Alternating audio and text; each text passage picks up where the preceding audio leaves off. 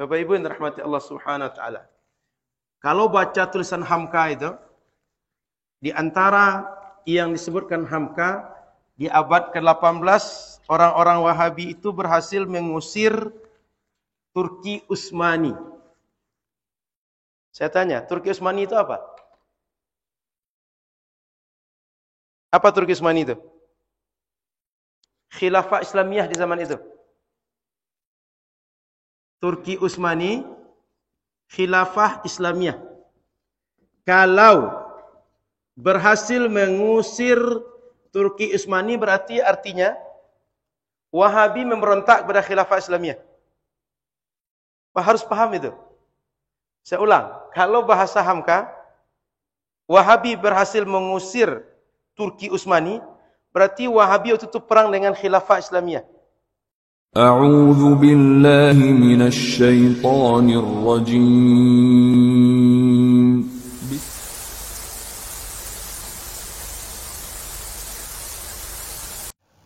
Bismillahirrahmanirrahim. Assalamualaikum warahmatullahi wabarakatuh. Alhamdulillah wassalatu wassalamu ala Rasulillah wa ala alihi wa sahbihi wa mawalah. Asyhadu an la ilaha illallah wahdahu la syarikalah wa asyhadu anna Muhammadan abduhu wa rasuluh la nabiyya ba'dah. Sahabat mengenal Islam, bertemu kembali kita di channel kami, di video kami kali ini. Nah, pada kesempatan ini kami akan membahas kembali tentang mengapa mereka sangat membenci dakwah sunnah atau yang mereka sebut dengan Salafi Wahabi. Nah, setelah kami melihat banyak video di berbagai media sosial, salah satunya adalah YouTube, kami banyak menemukan kata-kata dari para asatiz yang di luar dari Salafi. Yang pertama, mereka menyebutkan salaf ini sesat. Kemudian mereka menghimbau kepada seluruh jamaahnya untuk menjauhi dan menghindari Salafi Wahabi karena akidahnya rusak menurut mereka, sehingga anak-anak cucu mereka harus dijauhi dari dakwah salaf.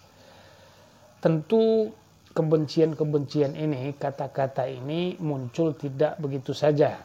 Tentu ada penyebabnya. Apa penyebabnya? Nah, kita saksikan dulu sahabat mengenal Islam video yang berikut ini.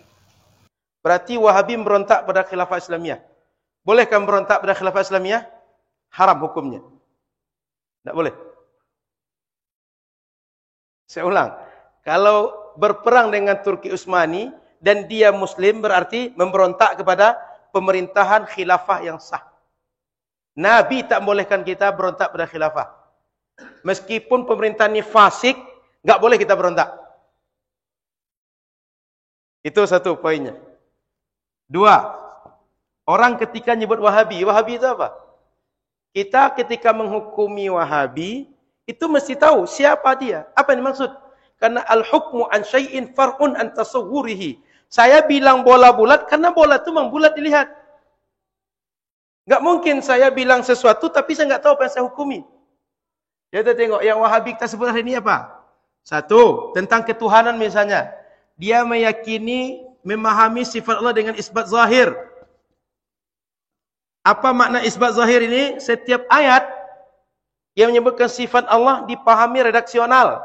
Sehingga mereka memahami di antaranya Allah di atas langit, di atas arsy.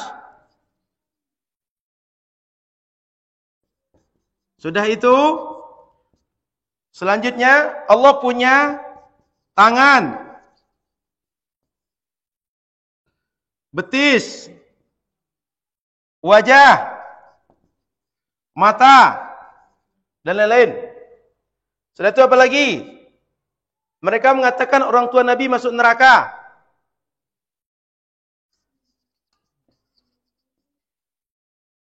Sudah itu apa lagi? Tidak boleh maulid. Maulid bid'ah. Sudah itu apa lagi? Ziarah kubur. Apalagi kubur keramat dianggap khurafat, syirik. Sehingga Kadang-kadang kita sebut kuburiyun, penyembah kubur. Sudah itu apa lagi? Mengharamkan tasawuf dan tarikat. Betul? Sahabat mengenal Islam, kalau kita hitung ya, ustadz-ustadz di media sosial, khususnya di YouTube ini, yang sangat membenci Salafi Wahabi itu sangat banyak ya sahabat mengenal Islam. Saya tidak perlu menyebutkan nama satu persatu, silakan saja saudara atau sahabat mengenal Islam, lihat sendiri, cari sendiri di YouTube, itu banyak sekali ya. Tidak 1, 2, 3 ya. Sekarang bermunculan lagi yang baru. Nah, mengapa ini timbul saya tidak tahu persis juga. Tapi yang jelas ya, mungkin karena dakwah sunnah ini sudah berkembang di seluruh wilayah di Indonesia nih. Pondok-pondok pesantrennya juga berkembang di mana-mana ada pondok pesantren salaf. Ya, ini juga mungkin menjadi ancaman ya bagi ustaz-ustaz yang sangat membenci dakwah salaf ini, karena mungkin dengan berkembangnya pondok-pondok pesantren salaf ini tentu nanti akan mengancam keberadaan pesantren-pesantren mereka. Ini menurut pengamatan kami ya. Sehingga pernah ada di satu video di YouTube yang menyebutkan atau mewanti-wanti terhadap umat Islam ini, terhadap pesantren-pesantren Salafi Wahabi. Bahkan mereka merilis satu persatu nama-nama pesantren Wahabi yang menurut mereka harus dihindari dan dijauhi. Nah, ini kan pertanda nih. Mengapa mereka merilis satu persatu? Mungkin mereka merasa terancam, pondok-pondok mereka mungkin akan berkurang muridnya dan sebagainya. Nah, ada juga video yang menyebutkan atau merilis tentang masjid-masjid yang harus dijauhi. Kenapa? Karena masjid-masjid itu adalah masjid-masjid Wahabi. Ini ada sahabat mengenal Islam. Nah, ini salah satu contoh atau beberapa penyebab mereka membenci dakwah salaf ini. Kemudian dari video tadi kita lihat ya, pertama mereka menganggap bahwa Wahabi adalah pemberontak dari kerajaan Turki Utsmani ya, yang sah pada waktu itu. Ini sebenarnya sejarah perlu kita telusuri. Benarkah Ustadz ini menuduh bahwa Wahabi adalah pemberontak? Ya. Sebab ini sejarah sangat panjang ya, dan sangat berliku-liku. Karena berdirinya kerajaan-kerajaan Arab, maksud kami kerajaan-kerajaan di daerah Timur Tengah sana, kebanyakan itu adalah pecahan dari Turki Utsmani. Ya, contohnya Yordania, Hijaz dan lain sebagainya. Saya juga melihat sebuah video yang menjelaskan tentang masalah ini. Nah, ini yang pertama, tidak boleh kita sembarang menuduh bahwa Wahabi itu adalah pemberontak kerajaan Turki Utsmani yang sah. Kenapa? Karena kita lihat contohnya sekarang, contohnya di Indonesia. Ustadz-ustadz salaf Wahabi itu, yang mereka sebut Wahabi itu, sangat mewanti-wanti ya jamaahnya untuk jangan ikut-ikutan demonstrasi memberontak menentang keputusan dari pemerintah Indonesia. Ini sangat diberikan peringatan keras, tidak boleh. Nah, lalu kenapa Ustadz tadi tetap memaksakan tuduhan itu kepada Salafi Wahabi? Wallahu a'lam. Kita tidak tahu jelas.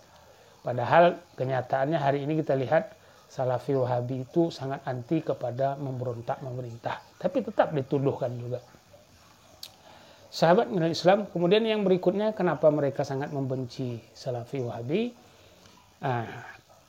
Yaitu orang Salafi ini keras terhadap para penziarah kubur yang di sana mereka melakukan ibadah. Ya. Di sana mereka melakukan ibadah. Orang Salafi sangat keras memperingatkan ini. Ya. Memperingatkan, mewanti-wanti jangan sampai ziarah kubur itu melebihi batas-batas yang ditentukan oleh syariat agama kita. Di sana melakukan ibadah, ritual ibadah, ya, padahal Nabi jelas-jelas di dalam hadisnya melarang melakukan perbuatan ibadah di kubur. Nah, orang ustadz ini tidak mau diperingatkan seperti itu. Nah, ini penyebabnya mereka benci kepada dakwah salaf. Kemudian yang kedua, mereka menganggap dakwah salaf itu memahami Al-Quran secara redaksional, terutama masalah tauhid. Ya, contohnya Ar-Rahmanu 'alal 'arsy istawa. Orang salaf tidak mau berani menakwil. Kalau Ar-Rahmanu 'alal 'arsy istawa ini berarti yang Maha Pengasih itu berada di atas aras. Ya sudah seperti itu, di atas aras. Bagaimana Allah di atas aras? Orang salaf tidak mau bagaimananya. Itu diserahkan semua kepada Allah. Allah yang Maha tahu bagaimana dia zatnya dan bagaimana dia di atas aras itu. Tak boleh dijabarkan. Nah, ini yang tidak disukai oleh orang ini. Mereka menyesatkan orang salafi yang tidak mau menakwilkan ayat-ayat yang berkaitan dengan ketuhanan. Nah, kemudian yang kedua, yang berikutnya, maksud kami ini hanya beberapa ya sahabat mengenai Islam. Selain ini banyak lagi penyebab-penyebab yang lain. Penyebab berikutnya selain yang tadi, kemudian berikutnya mereka menyebut orang salaf itu mengatakan, orang Wahabi itu mengatakan bahwa orang tua Nabi masuk neraka. Padahal sahabat mengenai Islam ini sudah dibahas. Bukan orang salafi Wahabi itu yang mengatakan orang tua Nabi masuk neraka. Tetapi Nabi sendiri. Ya, ini perlu kita garis bawahi. Nabi sendiri yang mengatakan bahwa orang tuanya masuk neraka. Seperti dalam sebuah hadis ya. Ada seorang yang bertanya, bagaimana bapakku wahai Nabi? Kemudian Nabi mengatakan, bapakmu di dalam neraka dan seterusnya.